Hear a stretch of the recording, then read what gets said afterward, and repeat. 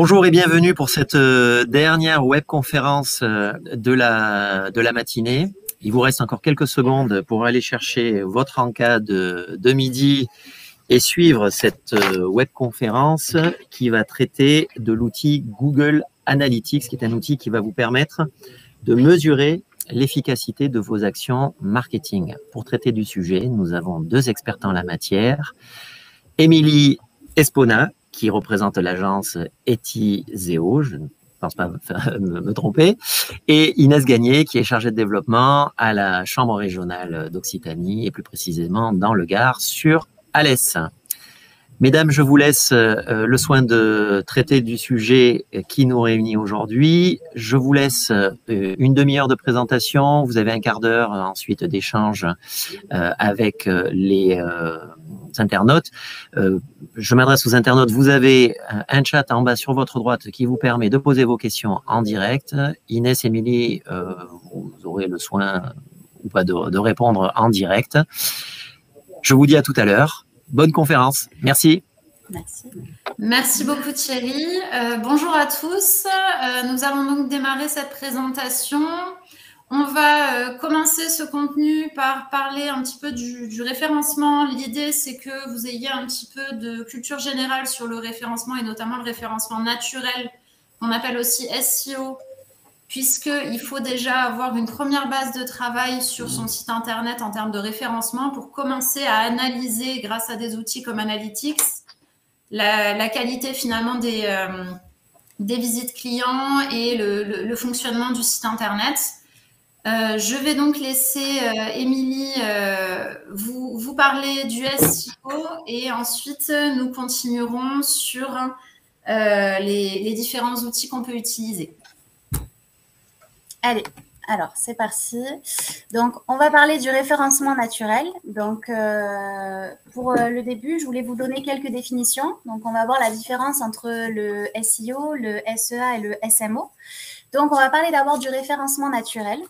Donc, le SEO, c'est un référencement qui est totalement gratuit car la rédaction du contenu, en fait, est fait par vous ou par un webmaster ou un marketeur que vous pouvez avoir en interne. C'est pas soumis à abonnement, c'est solide puisque ça ne peut pas être déprécié du jour au lendemain, sauf si, bien sûr, vous êtes blacklisté. C'est chronophage puisque c'est un long travail, c'est quelque chose qui se fait sur le long terme et qui se construit. Et par contre, effectivement, le point négatif, c'est que c'est un peu long parce que ça ne peut pas se mettre du jour au lendemain, à contrario par rapport à l'AdWords qu'on va voir maintenant. Donc l'AdWords, c'est ce qui est le référencement payant. Donc on va payer à Google un certain montant pour être positionné sur certains mots-clés. Donc, c'est ce que vous voyez sur le visuel à gauche. C'est ce qui apparaît en vert, donc sur des annonces. Quand vous avez payé un certain mot-clé sur AdWords, par exemple là, Hôtel Paris, vous avez payé pour apparaître sur le mot-clé Hôtel Paris. C'est immédiat parce qu'une fois que la campagne est initialisée, l'effet sur le positionnement est immédiat. C'est ce qu'on appelle un surclassement puisque ça apparaît avant les annonces. Par contre, le coût par clic est assez cher. Donc, ça dépend de la compétitivité du mot-clé. Si vous misez sur un mot-clé qui est très concurrentiel, ça va être très cher. Si par contre, vous arrivez à trouver un mot-clé appelé de longue traîne ou un secteur de niche, donc c'est-à-dire un mot-clé auquel on ne pense pas, qui va rapporter le trafic et où les autres personnes ne sont pas positionnées dessus, effectivement, ça va être plus intéressant. C'est à court terme parce que les campagnes, justement, sont éphémères. Lorsqu'on arrête le financement, l'annonce n'existe plus. Donc, ça retombe comme un soufflet. Une fois que ça retombe, ça retombe. Ensuite, on va parler du référencement local. Donc, c'est tout ce qui est sur la map en fait de Google. Donc, c'est intéressant pour la géolocalisation. Par exemple, si vous voulez un itinéraire, donc c'est gratuit. Une fois que la campagne est initialisée, qu'on vous a géolocalisé, que Google vous a validé, vous apparaissez. C'est visible puisque vous pouvez apparaître sur les 3 premières fiches. Donc, vous êtes mis en valeur. C'est rapide puisque la création de la fiche peut être réalisée en moins de 2 heures et vous pouvez le faire en interne chez vous. Il y a des tutos aussi sur YouTube. Vous pouvez nous demander, on vous renseignera avec grand plaisir. Et surtout, du coup, vous avez le point GPS, c'est-à-dire que si vous cherchez une boulangerie demain, vous allez taper boulangerie Montpellier, vous allez mettre le GPS pour aller jusqu'à la boulangerie la plus proche. Donc, c'est assez intéressant pour le référencement. On va parler aussi de visite virtuelle. Donc, la visite virtuelle, c'est une vidéo, enfin, c'est des photos qui sont prises avec une Google une Google Street Map, pardon, qui est prise. C'est construit par un graphiste de façon à ce que vous ayez votre entreprise en 3 dimensions. Vous pouvez vous positionner dessus. Et aujourd'hui, c'est pris en compte pour le référencement local. Donc, c'est très bien de le mettre en place. Du coup, je vais enchaîner sur, on va dire, les bonnes pratiques pour être bien référencé. Donc, effectivement, ici, ce qu'il va falloir retenir, on a quelques points, 6 points pour être exact, pour reprendre ici les bonnes pratiques de référencement qui vont vous aider à améliorer votre référencement naturel sans forcément avoir recours à Ads. La première étape, c'est de rendre du coup son site accessible. Donc ici, on parle vraiment d'accessibilité au sens responsive design. Donc c'est-à-dire la manière dont votre site internet va s'adapter au support sur lequel il sera visualisé. Donc si votre client utilise un ordinateur, une tablette, un smartphone, il faut impérativement que votre site internet s'adapte en termes d'interface sur chacun de ces supports. Il faut savoir que l'algorithme de Google ne supporte pas les sites qui ne sont pas responsives et automatiquement, votre site va être moins bien référencé. Ici, il existe des outils pour vous aider à vérifier si votre site est bien responsive et notamment, on en a un qui est presque un allié de votre site internet qui s'appelle Google Search Console, qui est aussi un outil gratuit, celui-ci, qui au départ est beaucoup utilisé pour vérifier l'indexation sur Google des différentes pages internet de votre site. Il faut savoir que le site n'est pas automatiquement indexé sur Google, c'est vous qui devez faire la démarche avec Google Search Console. Et Google Search Console a aussi un système d'alerte pour vous prévenir que votre site n'est plus responsive. Je vous donne un exemple. Vous chargez un nouveau visuel sur votre site internet qui a un problème de définition ou qui a un poids qui ne correspond pas à votre site. Et d'un seul coup, cette page-là, en l'occurrence, n'est plus responsive. Ça s'affiche mal sur un smartphone. Donc, votre référencement va être touché et vous serez moins bien référencé parce que cette page-là de votre site n'est pas responsive. Donc, effectivement, vraiment avoir un site internet qui s'adapte à tous les supports, c'est la base quand on parle du référencement. La seconde chose, c'est analyser les concurrents. Peut-être, Émilie, on peut passer sur les slides suivantes voilà, pour avoir le détail. Donc, quand on passe sur l'analyse des concurrents, ici, déjà, c'est regarder un petit peu qui sont vos principaux concurrents sur Google. Puisque quand on parle de concurrence, souvent, on va regarder le niveau local de notre entreprise, notre concurrent direct dans une zone géographique. Sauf que ce n'est pas forcément ce concurrent-là qui sera votre concurrent direct sur Google. Donc là, il faut vraiment se pencher sur quels sont vos concurrents directs sur Google, quelles sont les bonnes pratiques aussi, parce que parfois, il n'y a pas besoin de trop se compliquer la vie. Il suffit de s'aligner sur certaines pratiques des concurrents. Donc là, il existe aussi des outils pour analyser les concurrents. Ads vous propose notamment ça pour analyser les campagnes des concurrents. La troisième bonne pratique, c'est vraiment travailler sur les mots-clés. Émilie vous en a parlé à l'instant, mais effectivement, il va y avoir certains mots-clés qui vont être extrêmement concurrentiels. Donc, on l'a vu, par exemple, boulangerie Paris. Ici, il y a tellement de boulangeries sur cette ville-là que de toute façon, ça va être un mot-clé qui va être hyper concurrentiel, dans lequel il va être très long et fastidieux et parfois cher pour remonter. Donc, il vaut mieux utiliser certaines techniques pour trouver des mots-clés, entre guillemets, de niche. Donc, ici, on est sur la technique des mots-clés de longue traîne, c'est-à-dire identifier des mots-clés qui vont être plus spécifiques, parfois même plus détaillés, tout simplement, qui vont vous permettre de vous démarquer de vos concurrents. Donc, par exemple, sur la slide, l'exemple, au lieu de taper boulangerie, on va simplement mettre des mots-clés plus spécifiques en rapport avec un produit qu'on vend.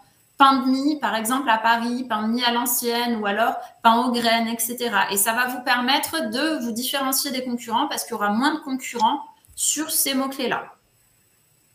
Il existe des outils qui peuvent vous aider à générer des mots-clés. Donc, il y a Google Keyword Planner, par exemple, Keyword Tool. Alors, il y en a énormément.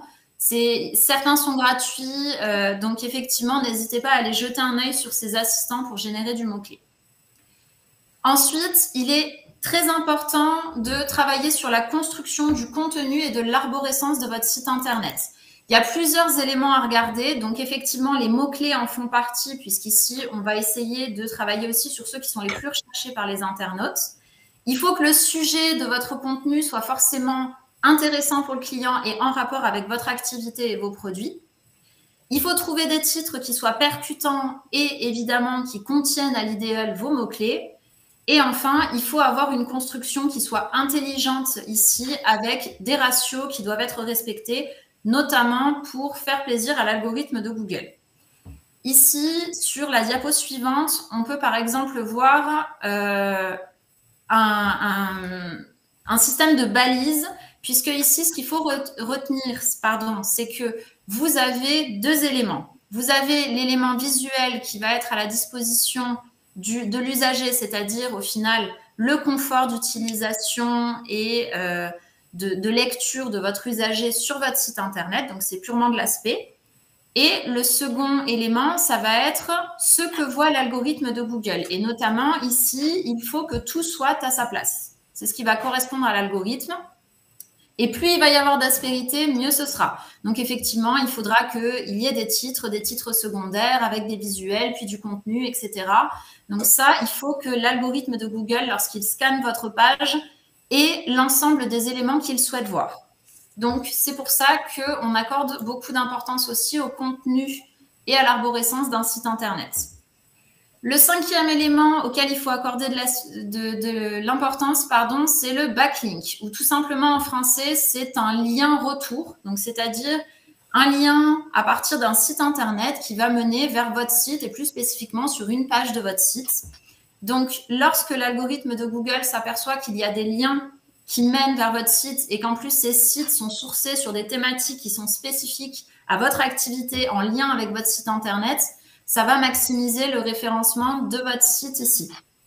Donc ça, le backlink, c'est quelque chose qui est important, mais par contre, qui va tendre à diminuer en importance quand on regarde le score du référencement dans l'algorithme de Google, puisque le sixième point, c'est l'analyse des réseaux sociaux qui ici, petit à petit, vont prendre le pas au final sur le backlink, puisqu'il faut savoir ici que quand on regarde l'algorithme global de Google, pour le référencement, il va prendre en compte aussi votre e-réputation et plus spécifiquement votre comportement sur les réseaux sociaux. Et petit à petit, ça prend de l'ampleur.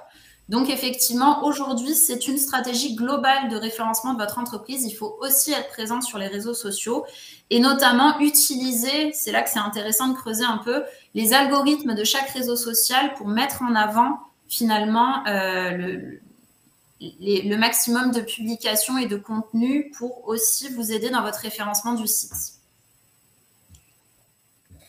Donc on va regarder aussi les outils pour continuer sur le référencement qui vont être intéressants. Donc le benchmark SEO, le social signal, le crawl d'un site internet, la position tracking et les backlink checkers. Donc on va vous expliquer un petit peu en détail ce que c'est.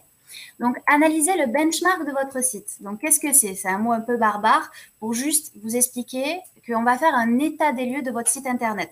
Donc, le benchmark SEO, ça vous permet de découvrir les mots-clés les plus prometteurs afin de vous positionner efficacement par rapport à la concurrence. Donc là, le but, quand on a un référencement, c'est de se positionner par rapport à un concurrent. On a toujours un concurrent qu'on veut dépasser ou une activité sur laquelle on veut être positionné. Ensuite, vous pourrez découvrir sur quels mots-clés vos concurrents ont choisi d'être positionnés et donc choisir les mots-clés de longue traîne, ce qu'a expliqué Inès tout à l'heure, les plus efficaces pour votre propre stratégie. Parce qu'il faut savoir qu'il y a des outils en ligne qui vous permettent de découvrir ces mots-clés-là et d'analyser un petit peu, de faire un état des lieux, une photo de votre position et ensuite à vous de faire les stratégies pour pouvoir mieux vous positionner. Une fois qu'on a fait ça, on peut voir aussi quel est le volume de recherche, quel est le taux de rebond. C'est-à-dire, est-ce que les gens arrivent sur votre site et repartent tout de suite ou alors, est-ce qu'ils restent, ils sont intéressés? Combien de temps ils passent sur les pages? Sur quelles pages spécifiquement ils restent? Donc, tout ça, vous avez des outils qui vont vous permettre d'étudier ça. Vous pouvez aussi analyser votre site Internet ou le site d'un concurrent, c'est-à-dire comment est fait votre site Internet. Donc, ce que vous voyez à l'image, c'est une photo d'un site Internet. Est-ce que vous avez tout un tas de pages qui gravitent autour d'une activité? Est-ce que votre site est fait de façon à ce que le référencement soit optimal, puisque pour avoir un bon référencement, l'architecture de votre site et la techno de votre site est très importante. Donc, une fois que vous avez cette image-là, vous pouvez aller voir un webmaster et lui dire, OK, est-ce que mon site est bien construit? Est-ce que moi, je peux le modifier en interne? Est-ce qu'il faut que j'intervienne avec une agence? Est-ce qu'il faut que je prenne quelqu'un en interne pour changer l'arborescence un petit peu de mon site Internet? Toutes ces choses-là impactent votre référencement. Il n'y a pas que le contenu, il n'y a pas que les mots-clés, il y a aussi la techno et l'architecture de votre site Internet.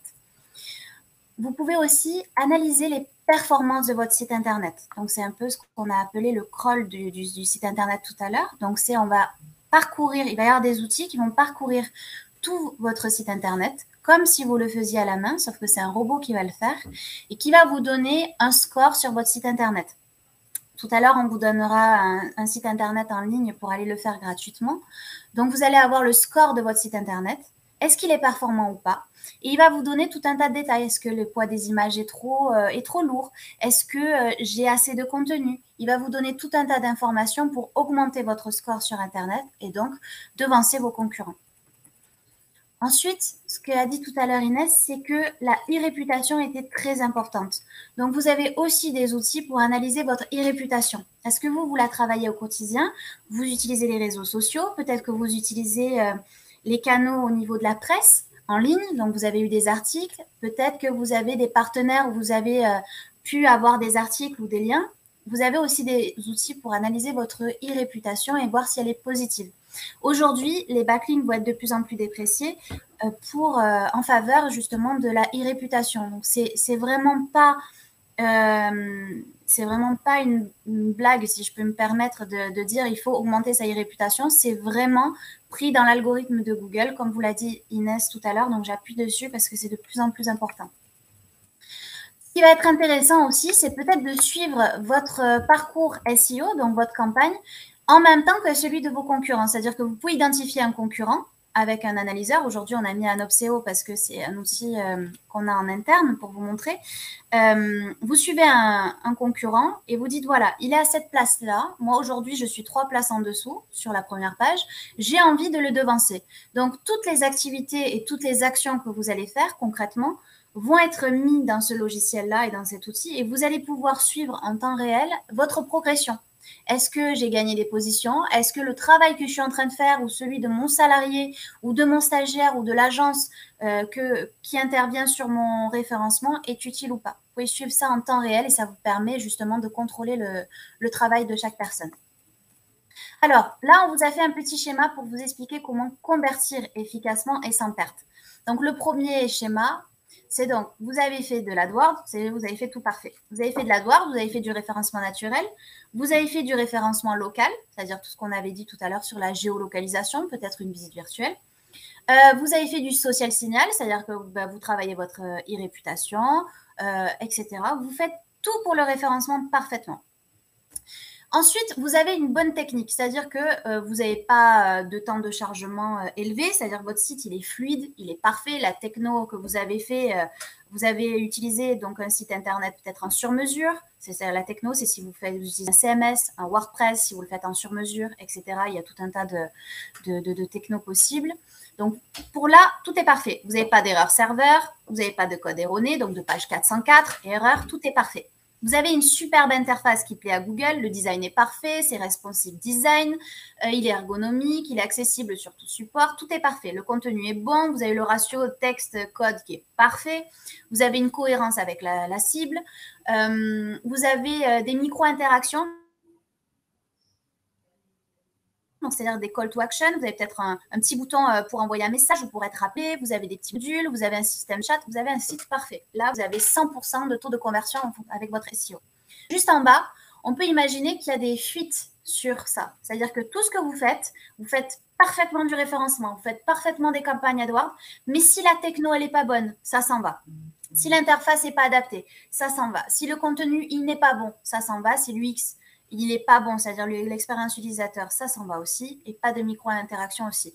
Donc, au final, tous les efforts et tout l'argent que vous avez dépensé et l'énergie à gauche, qui est donc chronophage et énergivore, vous vous retrouvez avec 10% de résultats. Donc, il faut vraiment prendre en compte un aspect, comme l'a dit Inès tout à l'heure, global. C'est-à-dire, vous avez un bon référencement, mais vous avez aussi une bonne techno et un bon support. Donc, il faut être malheureusement un peu bon partout pour avoir un résultat parfait. Mais si déjà Émilie, juste, on a quelques questions déjà. Alors, je vous propose qu'on réponde aux questions à la fin. Juste, on a une demande de précision. La différence entre le SEA et le SEO, je pense qu'au niveau sujet, vu qu'on est en plein dedans, ce serait peut-être bien de... Alors, le SEO, donc, c'est ce qui est gratuit. C'est toutes les techniques que vous allez mettre en place gratuitement. Donc, ça peut être du contenu, ça peut être plein de choses. C'est ce que vous allez faire, vous, et c'est gratuit. C'est périn. Une fois que c'est acquis, c'est difficile à faire retomber, c'est-à-dire que ça reste. Par contre, et ça s'entretient puisque vos concurrents font aussi du référencement. Donc, vous pouvez aussi perdre des places si votre concurrent fait du référencement SEO. Donc, ça, c'est gratuit. Le SEA, c'est le référencement payant. Donc, c'est les annonces Google. Vous êtes obligé de payer des mots-clés à Google, donc de faire des campagnes. Et c'est géré, Inès l'expliquera tout à l'heure, avec Analytics, donc Google Analytics. Et c'est ce qui est payant. Voilà. Et pour moi, il ne faut pas faire l'un sans l'autre. Ne faire qu'un n'est pas forcément mauvais. Faire les deux n'est pas forcément mauvais aussi. Tout dépend de la cible, de votre vision et de ce que vous voulez atteindre. Ça dépend aussi si vous avez un secteur de niche ou pas. L'idéal, c'est de faire tout, bien sûr, mais tout le monde ne peut pas tout faire et ce n'est pas forcément intéressant de choisir tous les types de référencement. J'espère que j'ai répondu à votre question. Du coup, il y a une surquestion qui s'est mise dessus. Étant donné qu'on est un peu short en termes de temps, est-ce que ça vous va si on avance ? Voilà. Oui, et on reviendra sur des points précis si vous le souhaitez à la fin de la présentation parce qu'aussi bien dans le contenu, après, vous aurez la réponse à certaines de vos questions que j'ai vues un peu plus haut. Donc, je pense qu'il est judicieux qu'on continue et au pire, voilà, on pourra sans problème revenir sur les slides s'il y avait nécessité. Bien sûr. Voilà, donc ça, c'est le référencement en une image, un petit peu ce qu'il faut faire. Donc, contenu, netlinking, les liens, accessibilité, confiance, social signal avec la e-réputation. Donc, c'est un ensemble. C'est global comme... voilà. Et bien sûr, l'impact des réseaux sociaux sur votre référencement. Voilà, c'est obligatoire aujourd'hui. C'est complètement indispensable. Ils sont devenus... indispensable, c'est vraiment le mot. Il faut qu'il y ait un trafic accru. C'est un effet instantané, c'est-à-dire que si vous faites un tweet ou un post Facebook, c'est immédiat. Par contre, c'est chronophage parce que pour être impactant sur les réseaux sociaux, il faut animer une communauté, il faut la créer, il faut être partout, il faut créer du bon contenu et il faut surtout des messages simples, forts et efficaces. Donc, effectivement, c'est chronophage. Voilà. Par contre, un petit point qui est intéressant, c'est quel réseau social pour mon entreprise, parce que en fonction de l'entreprise dans laquelle vous êtes, vous n'avez pas besoin d'utiliser tous les réseaux sociaux. Même il y en a qui ne seront pas bons pour votre image, c'est-à-dire que clairement, Twitter, c'est plus pour tout ce qui est politique ou de l'instantané. Instagram, ça doit être très visuel. Si vous n'avez pas d'image ou pas de photo, ça ne sera pas très efficace parce que l'algorithme là aussi d'Instagram est très sur le visuel. Donc, c'est trouver le bon secteur, donc se poser la question, quelle est ma cible ? Donc, définir la cible avec le bon message et faire passer surtout le bon message à la bonne cible. Et petit conseil, plus le message est court, plus il est impactant. Voilà. Donc, je vous ai fait un visuel, on pourra envoyer la presse si vous voulez. Il faut être créatif pour faire le buzz, forcément. Le visuel est de plus en plus important, que ce soit sur Google, sur les réseaux sociaux, on achète avec les yeux. Et même là, au niveau de l'algorithme, c'est pareil. Le visuel est très important. Le message de plus en plus court. Il faut ajouter un lien à la fin de votre post si vous voulez, c'est-à-dire le site, l'article, etc. Plus vous mettez de liens, plus vous faites du backlink. Et bien sûr, cibler les bons mots-clés en utilisant les hashtags. Et vous avez aussi des simulateurs de hashtags qui sont les tops en ce moment. Et si vous positionnez dessus, forcément, vous bénéficiez d'une prise rapide. Voilà. Vous ajoutez aussi l'expérience utilisateur qui était très importante pour récolter le plus d'avis positifs. Là, vous avez des outils comme par exemple une société qui s'appelle Ranky où à la fin de passage de votre client, vous pouvez laisser un avis et hop, ça se met directement sur Google. Voilà.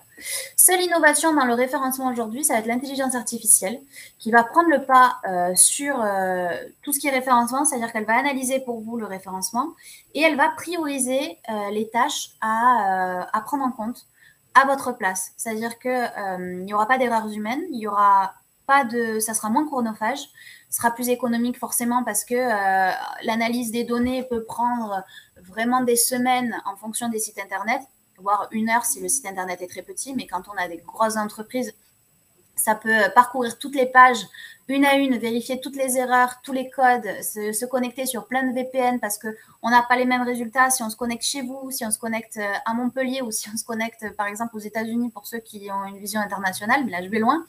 L'intelligence artificielle est capable du coup de se mettre à jour automatiquement parce qu'il faut savoir que personne ne connaît l'algorithme de Google et il change tout le temps. Même les gens chez Google eux-mêmes n'ont pas le droit de connaître l'algorithme. Donc on sait comment il fonctionne en fonction des modifications.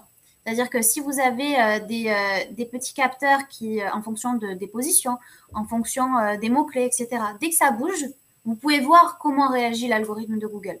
Mais il faut savoir qu'il change tout le temps. Donc, il y a des tendances, mais il change tout le temps. Voilà. Donc, l'intelligence artificielle va vraiment analyser ça à votre place. Voilà. Pour enchaîner sur Google Analytics, du coup, une des premières choses à retenir déjà, c'est que Google Analytics, tout simplement, en fait, c'est un tableau de bord qui est gratuit, qui vous est mis à disposition par Google et qui va vous permettre, en fait, d'analyser des indicateurs à propos de votre site web, à propos des personnes qui visitent votre site web et donc, à partir de ça, de faire des actions modificatives ou d'amélioration s'il y avait nécessité pour votre référencement. Donc, effectivement, c'est là qu'on retrouve, gravitant autour de votre site Internet et de vos actions marketing, le SEO qui est le référencement naturel, AdWords et le référencement du coup payant. Donc, sachant qu'il existe différents types de référencement payant, pas que sur AdWords. Donc, c'est pour ça que j'ai vu qu'il y avait la question tout à l'heure. Et ensuite, effectivement, le SEO local, notamment aussi avec la fiche Google My Business, etc. En fait, c'est tout un écosystème. Tout est lié lorsque l'on parle du référencement de votre site Internet. Une des premières choses à faire quand on veut analyser les données de son site Internet, déjà, c'est de le faire intelligemment en fixant des objectifs. C'est-à-dire que si on veut améliorer quelque chose, avoir plus de followers, etc., il faut définir un objectif qui soit précis. Et on peut utiliser une méthode qui s'appelle la méthode SMART, qui va pouvoir permettre d'aider finalement à la fixation d'objectifs plus performants. Donc, SMART, c'est spécifique, mesurable, acceptable, réaliste et temporellement défini. Donc, bien sûr, on vous enverra les slides si besoin et la présentation sera disponible en replay. Donc, n'hésitez pas à y revenir.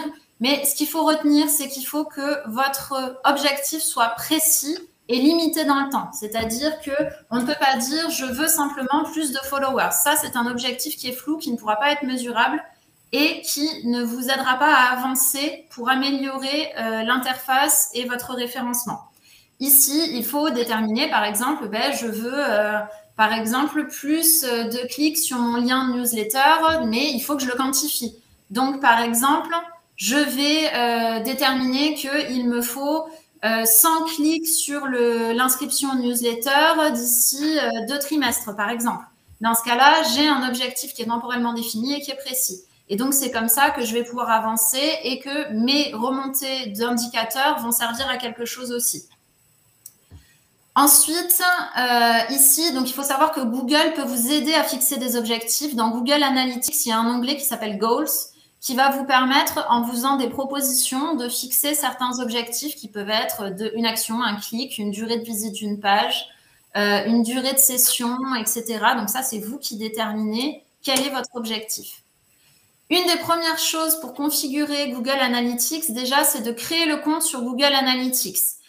Avec votre compte Google, évidemment, puisque tout est lié après avec tous les outils Google. Vous allez créer votre compte. Il va falloir renseigner l'URL de votre site Internet. Donc, j'ai vu passer une question aussi en disant « j'ai changé mon site Internet ». Alors, est-ce que l'URL de votre site Internet a changé? Ça, déjà, c'est une des questions. Puisqu'effectivement, il faut impérativement que l'URL du site Internet soit liée dans Google Analytics. À partir de là, Google Analytics vous fournit un code d'identification qu'il va falloir intégrer dans votre site Internet. C'est peut-être aussi le problème qu'il y a eu pour la personne qui a changé le site Internet.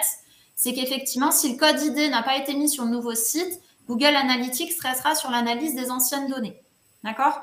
Donc ici, effectivement, il faut impérativement intégrer ce code ID dans votre site Internet. Dernière chose, enfin, il faut créer des balises. Dans certains cas, elles peuvent être créées automatiquement en fonction du type de site que vous utilisez, mais en général, surtout si vous utilisez des outils CMS, c'est à vous de les intégrer. Il existe des outils pour vous aider à faire les balises, parce qu'en fait, c'est du codage que vous allez intégrer sur chaque page de votre site Internet pour faire remonter les données à Google Analytics. Donc là, il y a un outil qui s'appelle Google Tag Manager et qui va vous permettre du coup de précoder en fait vos tags pour les intégrer dans chacune de vos pages et comme ça va vous prémâcher le travail. Donc, il n'y a pas nécessité de s'y connaître en code. Tout sera fait pour vous à partir de Tag Manager. Bon, l'outil est un peu lourd à utiliser, mais en général, vous êtes quand même accompagné par un webmaster ou par quelqu'un qui pourra du coup vous seconder sur cet élément-là. Une autre chose à déterminer, c'est que quand on veut optimiser au final les sources de remontée de données à Google Analytics, c'est bien de sourcer le trafic. Par défaut, en fait, ici, il faut savoir que Google Analytics va sourcer le trafic. Donc, il va identifier la source du trafic. Donc, par exemple, est-ce que c'est le lien direct d'un URL? Est-ce que c'est un mail? Est-ce que c'est un réseau social, etc. Et il va identifier un médium ou un support. Et donc là, le support, c'est la précision de la source. Par défaut, en fait, Google va identifier 3 éléments qui sont du coup known, c'est directement quand on tape l'URL de votre site internet, c'est une source de connexion à votre site. On a référal, donc ça c'est le trafic référent qui est en fait qui revient du backlink. En fait, c'est tout ce qui n'est pas un moteur de recherche qui renvoie vers votre site. Donc ça peut être les réseaux sociaux, ça peut être un autre site internet, tout ce qui va renvoyer vers votre site internet et qui n'est pas un réseau social. Qui n'est pas, un moteur de recherche. Et enfin, on a organique. Là, c'est vraiment tous les liens qui remontent de votre moteur de recherche. Enfin, quand quelqu'un tape un mot-clé sur le moteur de recherche, c'est les sources qui vont être issues du moteur de recherche. Il y a une manière d'affiner ce sourcing qui est des UTM. Donc, c'est Origin Tracking Module. En gros, c'est une manière de préciser dans le lien de votre site sur une newsletter, par exemple, de mettre comme un traceur sur ce lien. Et comme ça, à chaque fois que le client cliquera là, dans Google Analytics, vous verrez que ça vient de telle newsletter, de telle campagne, etc. Et donc, on va pouvoir préciser l'UTM source, ce sera un mail. C'était le mail. Un UTM médium, ce sera la newsletter. Et on peut préciser la campagne, par exemple, c'est la campagne, la newsletter de Noël. Et donc, comme ça, quand on va analyser les remontées, donc les sources de connexion à notre site internet, on saura exactement quelle campagne ou quel lien nous rapporte, par exemple, le plus de connexions. Donc ça a vraiment un intérêt. Ensuite, donc là, on pourrait passer une journée entière de formation sur Google Analytics. Donc, c'est très compliqué de faire court. Je vois qu'on est déjà à 33. Donc, on va accélérer un petit peu. Mais en gros, on va voir les différents indicateurs clés de performance ou en tout cas les principaux auxquels Google Analytics va vous donner accès et qu'est-ce que ça peut vous apporter de les analyser et de les regarder. D'accord? Donc, il y a 2 grandes catégories d'éléments à suivre. La première, c'est l'audience. La seconde, ici, c'est l'acquisition. L'audience, très clairement, ici, ce sont les éléments qui vont concerner les visiteurs de votre site internet, principalement. En premier, on va regarder le nombre de sessions. Donc, le nombre de sessions ici, c'est la période au cours de laquelle un utilisateur est actif sur le site. Ça correspond à une session. Sachant qu'attention, à chaque fois qu'il y a une période d'inactivité de plus de 30 minutes et que l'utilisateur se reconnecte, ça partira sur une nouvelle session. Ici, ça vous permet en fait de connaître l'évolution du site et sa valeur ajoutée. Donc, effectivement, ici, plus il y a de sessions, plus les visiteurs sont actifs. Donc, ça veut dire qu'il y a de l'intérêt pour votre contenu et ça, c'est intéressant. Le nombre de visiteurs. Donc là, pareil, ça indique le nombre d'internautes qui sont connectés à votre site sur la période que vous aurez déterminée sur Google Analytics. Donc, ça permet de connaître, en gros, le nombre de visiteurs aussi réguliers. Vous pouvez faire des filtres sur les IP qui se connectent régulièrement.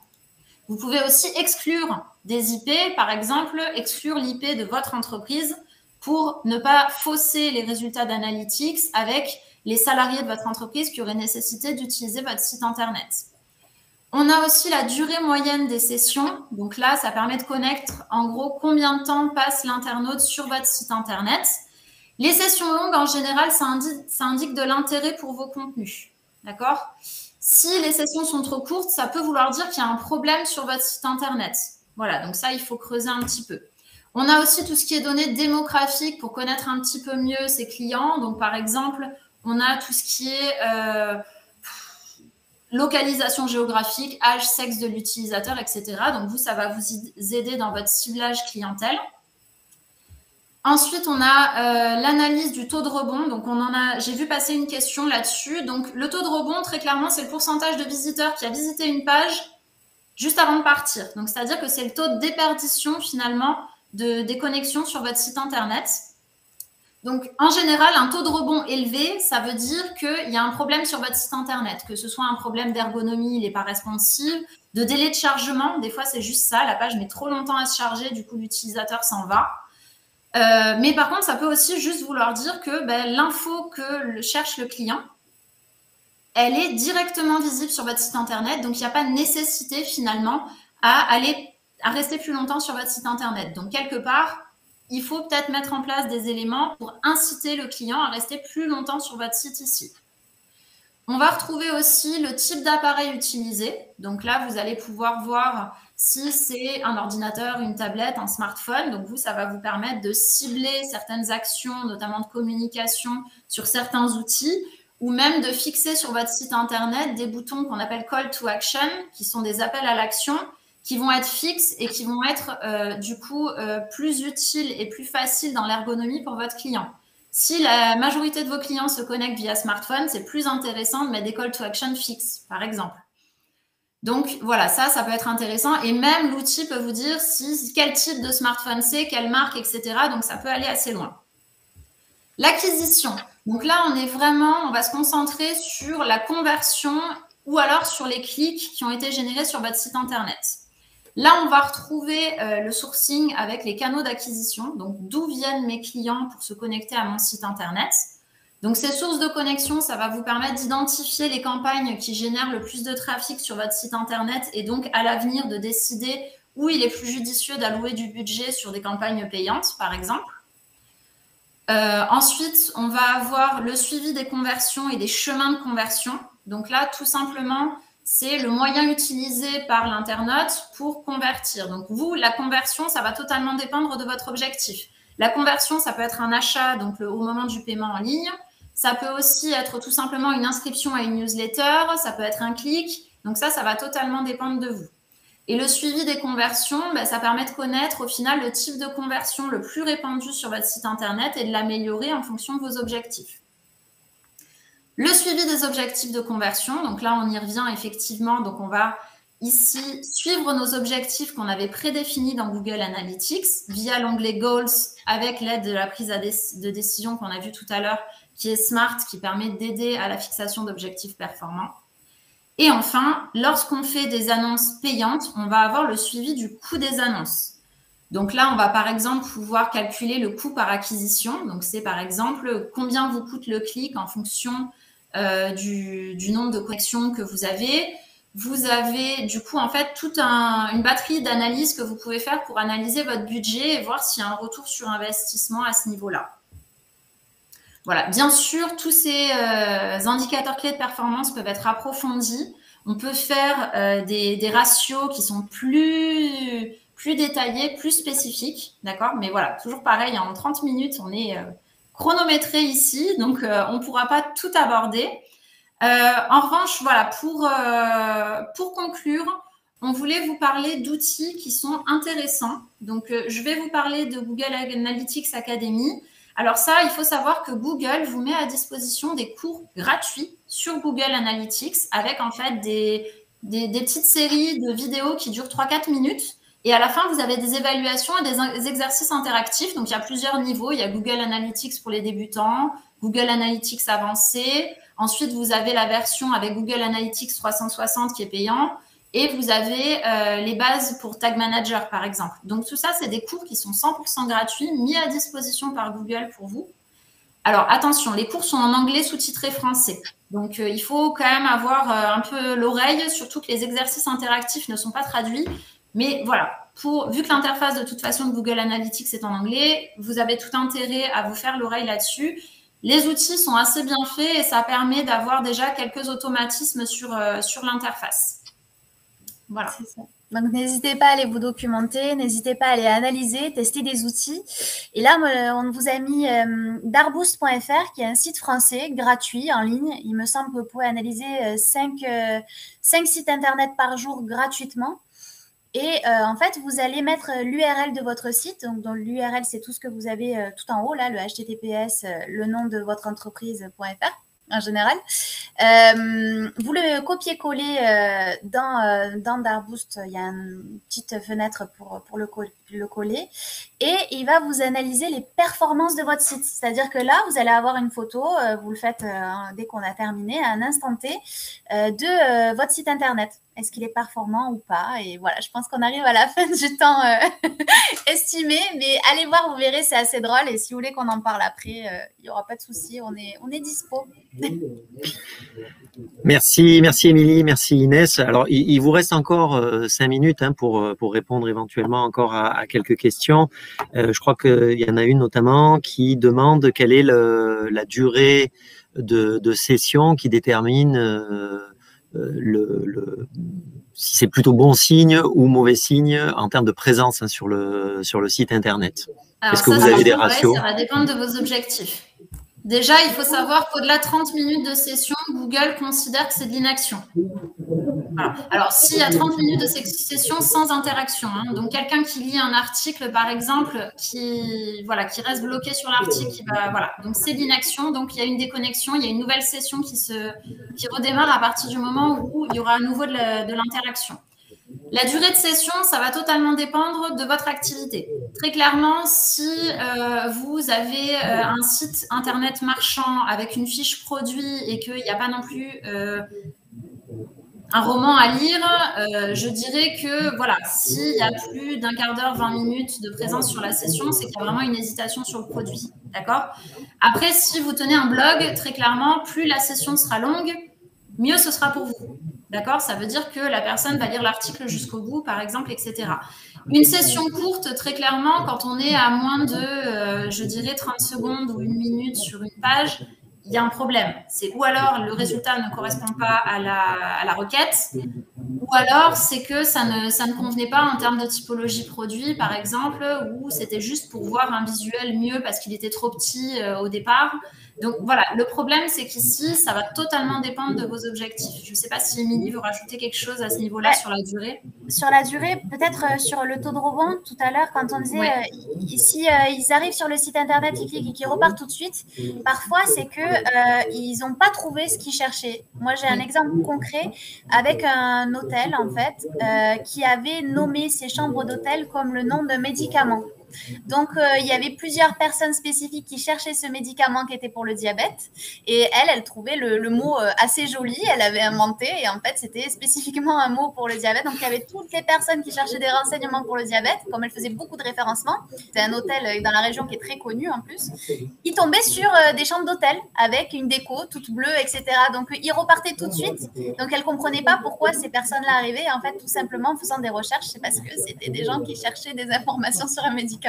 Donc voilà, il y a des exemples assez cocasses comme ça, mais quand vous avez des gens qui partent tout de suite, il faut s'inquiéter, il faut regarder. Et quand ils restent trop longtemps aussi, il faut s'inquiéter, il faut regarder. Après, c'est sûr que si c'est un blog, elle a totalement raison, c'est que votre article est pertinent. Voilà. Bon, on est sur un outil qui est tellement dense, tellement performant qu'effectivement, le timing très serré qu'on vous a imposé ne vous a pas permis de le détailler. Inès l'a évoqué, il faudrait une journée entière, certainement. Bien plus. Voilà, pour mieux appréhender l'outil. En tous les cas, je vous invite à poursuivre les échanges, soit en vous rendant directement donc à l'accueil du salon. Et Tiseo a également un stand, donc n'hésitez pas à vous rapprocher d'eux pour connaître leur offre de service et éventuellement pour leur poser des questions sur le sujet qui a été évoqué aujourd'hui, probablement d'autres. Il me reste qu'à vous remercier infiniment pour cette présentation très détaillée. Il reste un quart d'heure maintenant avant la prochaine webconférence qui traitera du sujet suivant, pourquoi et comment digitaliser son activité. Donc, je vous donne rendez-vous à 13h pour la première webconférence de l'après-midi. Bon appétit pour ceux qui n'auraient pas encore déjeuné et à très vite. Merci beaucoup. Au revoir. Merci. Merci, au revoir. Au revoir.